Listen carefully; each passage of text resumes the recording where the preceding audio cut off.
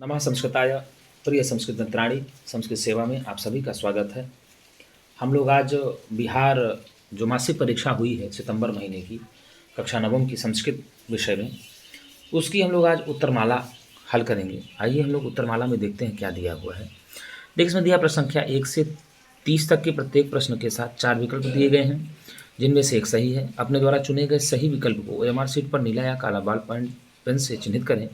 किन्हीं प्रश्नों 25 प्रश्नों को उत्तर दें। देखिए, आप लोग देख सकते हैं 25 प्रश्नों के आपको उत्तर देना है और आपकी पुस्तक से जो है 30 प्रश्न पूछे गए हैं। 30 प्रश्नों में आपको 25 प्रश्नों का उत्तर देना है और आपने उन 25 प्रश्नों में कितना स्कोर किया, वही हम देखने के लिए आज इस उत्तरमाला को हल करेंगे।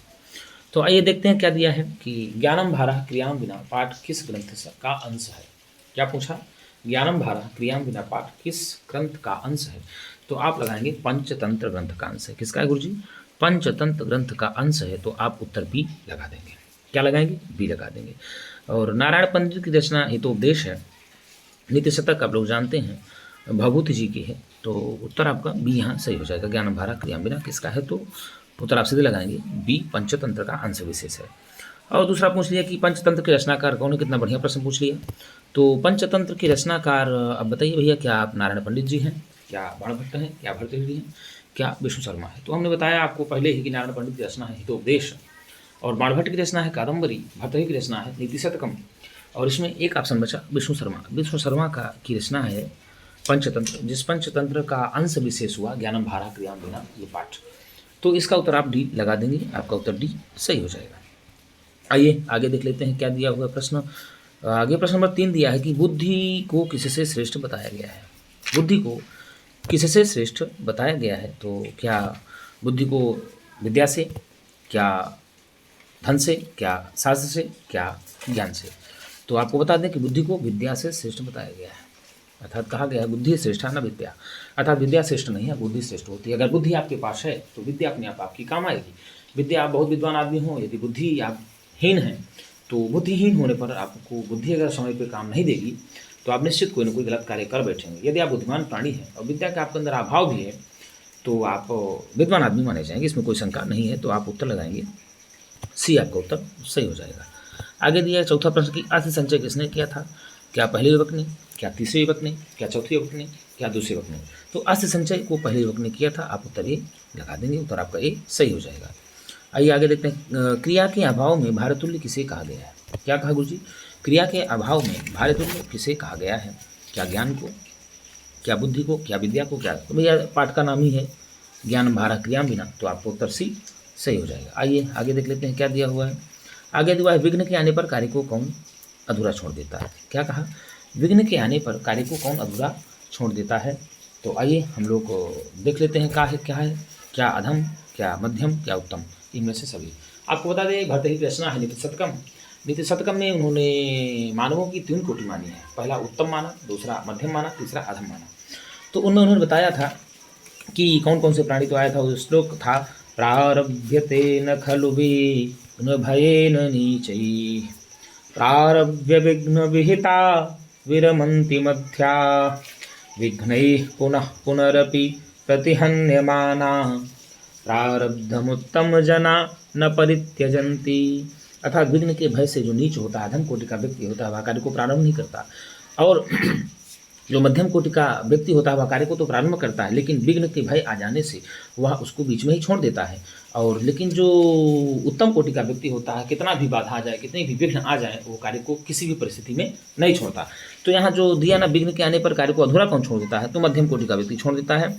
आप उत्तर बी सही लगाएंगे। आइए आगे देख लेते हैं क्या दिया। प्रश्न नंबर 7, निम्नलिखित में से कौन पशु के समान विचरण करते हैं। क्या विद्या रहित मनुष्य, क्या गुण रहित मनुष्य, क्या तप रहित मनुष्य, क्या इनमें से सभी। तो भैया इसमें हो जाएगा विद्या रहित मनुष्य। कौन सा? विद्या रहित मनुष्य। श्लोक है नीति शतकम में ही, विद्या नाम नरस्य रूपमधिकं प्रच्छन्न गुप्तं धनं विद्या भोग करी यशः सुख करी विद्या गुरुणां गुरु विद्या बंधुजने विदेश गमने विद्या परा देवता विद्या राजसु पूज्यते नहि धनम विद्या विहीन पशु। तो विद्या से विहीन है या विद्या से रहित मनुष्य है वह भाई साहब पशु के समान घूमता है इधर उधर, तो उसकी कोई गणना नहीं होती। इस प्रकार से 7 प्रश्नों में हम लोग देखा कि उत्तर इसका आपका ए सही हो गया। आइए अब देख लेते हैं आगे क्या दिया। 8वां प्रश्न है। प्रश्न 8 दिया हुआ है कि मैं विद्या को विफल नहीं करूँगा, ऐसा किसने कहा था? तो ऐसा क्या था, चौथे व्यक्ति ने कहा था कि मैं विद्या को विफल नहीं करूँगा, क्योंकि 3 ने तो शेर को जीने में योगदान किया, लेकिन चौथे ने शेर को जियाने में योगदान नहीं किया। तो इससे उत्तर सीधे हो जाएगा आपका डी उत्तर सही हो जाएगा। आइए 9वां देखते हैं कि विपत्ति के समय महापुरुष किस गुण को धारण करते हैं? तो विपत्ति के समय जो महापुरुष होता है वह धैर्य को धारण करता है। क्या करता है गुरु जी? धैर्य को धारण करता है। विपत्ति धैर्यम अथा विदय क्षमा सदशिवा पटुता युद्ध विक्रम यशसि चाभिरुचिर्व्यसनं सुतौ प्रकृति सिद्धमिदं ही महात्मनाम। यह महात्माओं के या महापुरुषों के स्वाभाविक गुण बताए गए हैं। तो ये धैर्य को कभी नहीं छोड़ते हैं, चाहे विपत्ति हो चाहे आपत्ति हो, तो ये धैर्य को पकड़े ही रहते हैं। तो उत्तर आपका सी सही हो जाएगा। क्या हो जाएगा गुरु जी? सी उत्तर आपका सही हो जाएगा। आइए आगे देखते हैं 10वां क्या कहा। 10वें में कह रहा है कि नृत्य का कौन सा भेद माधुर्य भाव का सूचक है? तो नृत्य का जो तांडव भेद है ये माधुर्य भाव का सूचक है। तो आप उत्तर डी इसका लगा देंगे, ये डी आपका उत्तर सही हो जाएगा। बिहार के किस क्षेत्र से जटिन लोक नृत्य का संबंध है? तो मिथिला और कोशी दो ऐसे क्षेत्र हैं जहाँ पर जटिन लोक नृत्य का संबंध है। मिथिला और कोशी, तो यहाँ कोशी भी नहीं है, तो मिथिला है, तो आप उत्तर लगा दें, मिथिला आपका उत्तर सी सही हो जाएगा। आगे दिया कि मिथिला चित्रकला के लिए जगदम्बा देवी एवं महासुंदरी देवी को किस पुरस्कार से सम्मानित किया गया था? तो मिथिला चित्रकला के लिए जगदम्बा देवी महासुंदरी देवी को पद्मश्री पुरस्कार से सम्मानित किया गया था। किस पुरस्कार से? पद्मश्री पुरस्कार से सम्मानित किया गया था। आप इसका उत्तर बी सही लगाएंगे। ईद के अवसर पर दिए जाने वाले दान को क्या कहते हैं? तो ईद के अवसर पर दिए जाने वाले दान को ज़कात उल फित्रा कहते हैं। क्या कहते हैं गुरु जी? ईद के अवसर पर जो दान दिया जाता है उसको ज़कात उल फित्रा कहते हैं। बहुत छात्रों ने फित्रा लगा दिया है, ज़कात फित्रा अलग अलग दे दिया है, लेकिन ये ज़कात उल फित्रा दोनों कहा जाता है। तो आप उत्तर लगाएंगे सी, आपका उत्तर सही हो जाएगा। आगे देखते 14 क्या, किसे ब्रह्मा भी संतुष्ट नहीं कर सकते? क्या अल्पज्ञानी, ज्ञानी, महाज्ञानी, अहंकारी? अहंकारी व्यक्ति को, जो अहंकारी होगा, ढीठ होगा, जिद्दी होगा, उसको ब्रह्मा भी नहीं समझा सकते, ऐसा कहा जाता है। भर्तृहरि के नीति शतक नामक ग्रंथ में ही कहा गया है।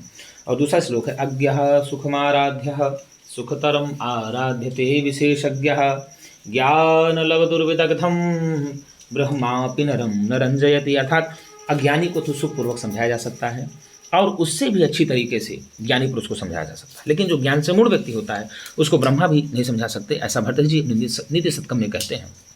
तो आप इसका उत्तर लगा देंगे अहंकारी को। कपोलम का पर्याय क्या है? तो भैया कपोलम का पर्याय होता है गाल। गाल है कहीं ऑप्शन में? बिल्कुल गाल ऑप्शन में दिया हुआ है, तो आप कपोलम का पर्याय लगाएंगे गाल।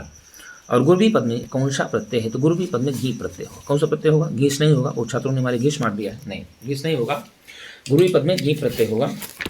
एक सूत्र है वो तो गुणवचनात्। कौन सा सूत्र है गुरुजी? वो तो गुणवचनात्। आप जब भर्तृहरि जी की श्लोक को खोलेंगे, वहाँ पढ़ेंगे, तो उसमें दिया हुआ है सीधे सीधे घी, वो तो गुणवचनात् को देखेंगे तो उसमें आपको घी प्रत्यय मिलेगा, तो गीप हो जाएगा। वो तो गुणवचनात् इतने सूत्र से, तो गुरु से गीप बन जाएगा, गुरु भी बन जाएगा।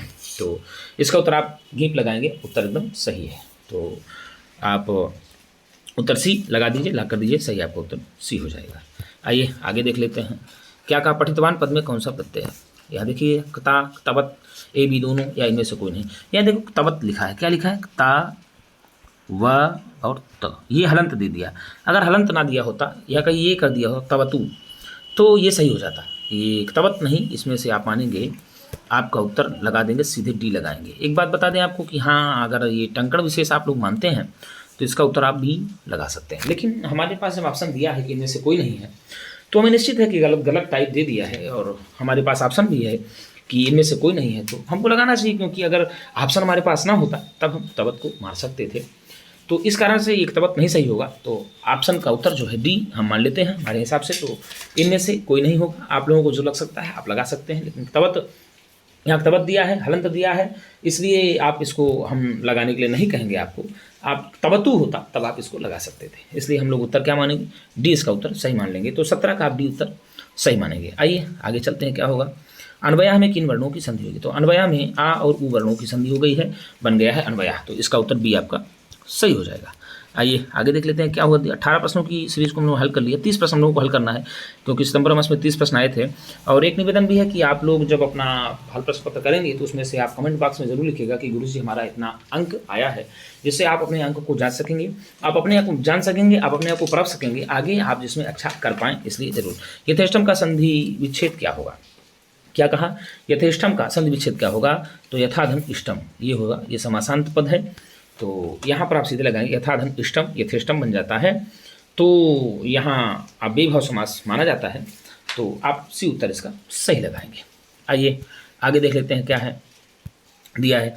कृष्ण सर्पः में कौन सा समास है, तो कृष्ण सर्पः में कर्मधारय समास होगा। कृष्ण सासु सर्पः, कृष्ण सर्पः काला सांप, तो उत्तर आप सीधे लगाएंगे कर्मधारय। आगे देख लेते हैं क्या दिया। दानवीरः का समास विग्रह क्या होगा, क्या कहा, दानवीरः का समास विग्रह क्या होगा, तो दानवीरः का समास विग्रह होगा दाने वीरः, था दान में जो वीर है, दान में जो वीर है, दाने वीरः दानवीरः बन जाएगा, तो 21 का आपसी उत्तर आप सही लगा देंगे। आगे देखते हैं क्या दिया कि देखिए जो यथा धनिष्टम, एक बार देख लीजिएगा, यथा धन इष्टम, ये आपका उत्तर सी यहाँ सही होगा, क्या होगा 19 का सी आपका उत्तर सही हो जाएगा। आइए आगे देख लेते हैं क्या कहा। आगे हमने दिया भैया कृष्ण सर्पः के पद में कौन सा समास है, तो हमने बता दिया आपको कर्मधारय समास होगा, आप कर्मधारय समास लगा देंगे। और इसमें दिया दानवीरः, दानवीरः हमने ये भी बता दिया। आगे देख लें 22वां प्रश्न क्या है, अभ्युक्त में कौन सा उपसर्ग है, अभ्युक्त में कौन सा उपसर्ग है, तो अभि उपसर्ग होगा। उपसर्गों की संख्या आपको हमने पढ़ाया था 22 है, परा परा अपसम अनुव निस्निर दुस्तुर वियांग नि अधि अपयति सूत अभिप्रति, तो यहाँ अभी दिया हुआ है, अभ्युक्ति में यण संधि है, अगर देखा जाए तो इसमें आपका उपसर्ग हो जाएगा 22। उपसर्गों की संख्या अगर पूछा जाए कितनी है, तो 22 है। मान लीजिए अभी यहाँ अभी पूछ लिया, कभी उत पूछ लेगा, कभी अति पूछ लेगा, कुछ भी पूछ सकता है, तो आप इसमें उत्तर लगाएंगे सीधे और सीधे अभि उपसर्ग लगाएंगे, क्या लगाएंगे अभि उपसर्ग, अभि उपसर्ग लगाएंगे, तो आपका उत्तर ए सही हो जाएगा। राज्ञा का प्रातिपदिक क्या है, तो राज्ञा का प्रातिपदिक है राजन, राज्ञा का प्रातिपदिक है राजन, तो राजन आप राजन प्रातिपदिक शब्द हुआ तो रूप चलता है राजा राजानो राजानः, राजानम राजानो राज्ञः, तो ये राजानम राजन जो है ये प्रातिपदिक है, तो उत्तर आप लगा देंगे सीधे राजन लगाएंगे, तो आपका उत्तर हो जाएगा गुरुजी यहाँ सी आपका उत्तर सही हो जाएगा, क्या हो जाएगा सी आपका उत्तर सही हो जाएगा। आइए अब देखिए गवा, गवापद किस विभक्ति में है, तो गवापद गौहु गावो गावः गाम गावो गाह गवा गोभ्याम गोभी, तो रूप चलेगा आपका तृतीय व्यक्ति एक वचन में गवा बनेगा, तो आप तृतीय लगा देंगे, सीधे आप उत्तर बी लगा देंगे। गवा गवी गोह गोह गवी ऐसे रूप बनता है, तो आप सीधे लगाएंगे बी। आइए दिया कि भवत शब्द में षष्ठी विभक्ति द्विवचन का रूप क्या होगा, तो भवत शब्द पुल्लिंग है, तो रूप चलता है भवान भवंतो भवंतः, भवंतम भवंतो भवता भवतः, ऐसे चलता है, तो भवान भवंतम भवतः भवतः, भवान भवंतम भवता भवते भवतः भवतः भवति भवन, ऐसे चलता है। द्विवचन में भवंतौ भवंतौ भवद्भ्याम भवद्भ्याम भवद्भ्याम भवतो भवतो ऐसे रूप चलता है, तो यहाँ देखो भवतो दिया, ये उत्तर सही होगा, ये गलत हो जाएगा, ये भवताम जो है षष्ठी में चलता है, भवन्तः भवतः भवद्भिः भवद्भ्यः भवद्भ्यः भवताम भवत्सु ऐसे रूप चलता है सप्तमी में, तो आप यहाँ भवतोह लगाएंगे, क्योंकि षष्ठी और सप्तमी द्विवचन की बात किया, द्विवचन की बात किया तो भवतोह लगाएंगे, क्या लगाएंगे गुरुजी भवतोह लगाएंगे, उत्तर आपका सी सही हो जाएगा। सेवा महे किस लकार का रूप है, तो सेवा महे क्या बहुत लड़कों ने लुट नहीं है, लुट नहीं होगा, यहाँ लट लकार होगा, कौन सा लकार होगा लट लकार होगा सी। रूप सेव धातु का सेवते सेवते सेवंते सेव से सेवेथे सेवध्ये स्वे सेवे सेवावहे सेवामहे ऐसे रूप चलता है, तो आप इसका लट लकार लगा देंगे सीधे, तो ये आपका उत्तर हो जाएगा सी। आइए आगे देखते हैं क्या दिया है। आगे दिया हुआ है गुरुजी की ऐच्छन का मूल धातु क्या है, ऐच्छन का मूल धातु पूछा है, तो ऐच्छन का इश धातु मूल धातु है, कौन सी है इश धातु मूल धातु है, इच्छा अर्थ में होता है, और ये रूप लंग लकार का है, ऐच्छत ऐच्छताम ऐच्छन ऐच्छा ऐच्छतम ऐच्छत ऐच्छम ऐच्छाव ऐच्छाम ऐसा रूप चलता है, तो इश मूल धातु है, चाहने अर्थ में होती है इच्छा, तो इसलिए आपका उत्तर इसका सी सही हो जाएगा। आगे देखते हैं क्या किया। अग्नय स्वाहा में अग्नय पद में किस व्यक्ति का प्रयोग हुआ है, तो एक सूत्र है नमः स्वस्ति स्वाहा स्वधा अलम वषट योगाच, कौन सा सूत्र है नमः स्वस्ति स्वाहा स्वधा अलम वषट योगाच, इनके योग में चतुर्थी विभक्ति होती है, तो यहाँ दिया है अग्नय स्वाहा, अर्थात स्वाहा के योग में चतुर्थी विभक्ति होती है, तो अग्नय अग्नय में चतुर्थी हो जाएगी, तो चतुर्थी विभक्ति का उत्तर आप सही लगा देंगे, आपका उत्तर सी सही हो जाएगा। आगे दिया कि स्पृह चाहना धातु के योग में, क्या कहा गुरुजी स्पृह चाहना धातु के योग में किस व्यक्ति का व्यवहार किया जाता है, तो स्पृह चाहना धातु के योग में चतुर्थी व्यक्ति का विधान किया जाता है। स्पृह रिप्सिता एक सूत्र है, कौन सा सूत्र है स्पृह रिप्सिता, ये कहता है कि जिसको चाहा जाता है उसमें चतुर्थी व्यक्ति हो जाता है, जैसे पुष्पेभ्यः स्पृह्यते, तो इसमें आप डी उत्तर इसका सही लगाएंगे, सूत्र है स्पृह रिप्सिता। और अंतिम प्रश्न है आखिरी हम लोगों का इस जो है सितंबर मास की प्रश्नोत्तरी का, तो इसमें दिया कि सहार्थे तृतीया सूत्र का उदाहरण निम्नलिखित में से कौन है? क्या कहा? सार्थे तृतीया सूत्र का उदाहरण निम्नलिखित में से कौन है? तो यहाँ सीधे हो गया सह साकम सार्धम समम। हमने आपको पढ़ाया था कि सह साकम सार्धम और समम के योग में कौन सी व्यक्ति होती है? तृतीया। यह उदाहरण दे दिया सीतारामेण सह वनम गतवती, अर्थात सीताराम के साथ वन गई। तो यहाँ सह साकम सार्धम समम इनके योग में तृतीया व्यक्ति होती है। तो इस प्रकार से हम लोगों ने 1 से 30 प्रश्नों को हल कर लिया। इन 30 प्रश्नों में आपको कुल 25 प्रश्नों के उत्तर देना था, और इसमें से जिसका 25 प्रश्न आया है, सही आया है, तो 25 प्रश्न का हकदार है, आपको 25 प्रश्न मिलेंगे। तो मेरे प्रिय छात्रों, मैं आपसे एक बात जरूर कहूँगा कि आप इसी प्रकार से इसमें तैयारी भी करते रहिए, अपने आप को परखते रहिए, और जितना भी आपका नंबर आया हो कमेंट बॉक्स पर ज़रूर लिख करके बताएं। और मेहनत नहीं कर रहे हैं तो मेहनत करना शुरू कर दीजिए, क्योंकि मेहनत करने वालों की कभी हार नहीं होती, और लहरों से डर कर कभी नौका पार नहीं होती। इसलिए मेहनत करोगे तो निश्चित है सफल जरूर होगे। पढ़िए मस्ती से और आनंद से। किसी प्रकार की समस्या हो तो आप मेरे कमेंट में डाल सकते हैं, गुरुजी ये समस्या आ रही है, आप इसको पढ़ा दीजिए एक बार। तो उसको मैं प्रयास करूंगा कि आपको पढ़ाने का, आपकी समस्या को निदान करने का पूरा प्रयत्न करूंगा, भरपूर मेरा प्रयास रहेगा। तो आप लोग एक बार मिला करके अपने कमेंट बॉक्स में ज़रूर लिखिएगा कि गुरुजी हमारा इतना नंबर आया है। तो मित्रों, आज के लिए इतना ही। हम पुनः एक नई वीडियो के साथ मिलेंगे, तब तक के लिए नमः संस्कृताय।